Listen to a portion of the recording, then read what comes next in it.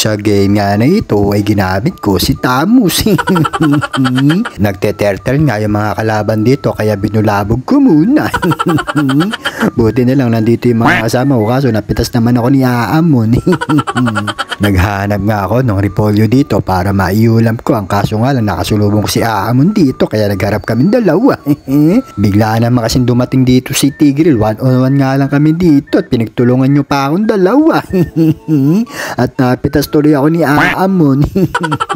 May nakita nga ako dalawang kalaban sa may top lane kaya pinuntahan ko na at nandito rin pala yung dalawang kasama ko. Hinahabol pala nila si Clint at saka si Tigreal. Eto nga't iniwan na ni Clint si Tigreal at pinuntahan ko na nga dito. Tinulungan ko nga si Gatot. At napitas ni Layla si Clint. Napitas naman ni Gatot si Tigreal.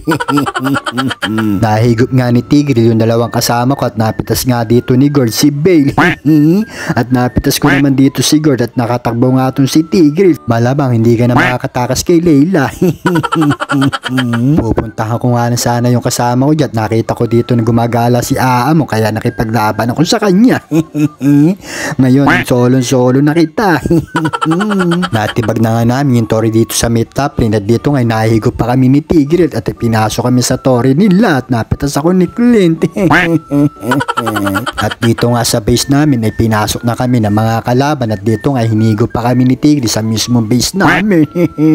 At napitas siya ni Belt, napitas naman ni Layla si Aamon. Nagsama-sama na nga kami dito at kinukuha na nga namin yung Lord at si Gatot nga ay nagbabantay para walang makapasok na kalaban. Nakakuha na nga namin dito yung Lord at dito nga inahabol namin si Clint. Wala ka nang tatakasan, nandito kami lahat para mapitas ka. Ready na nga kami pasukin yung base ng kalaban kaso hinugot naman kami ni Misitor kaya napitas ako dito. Napansin nga namin yung kalaban na dadaan rito kaya nagtago muna kami. Ano ka ba naman Tamus, magsalamin ka naman, hindi mo pa tinamaan si Tigreal.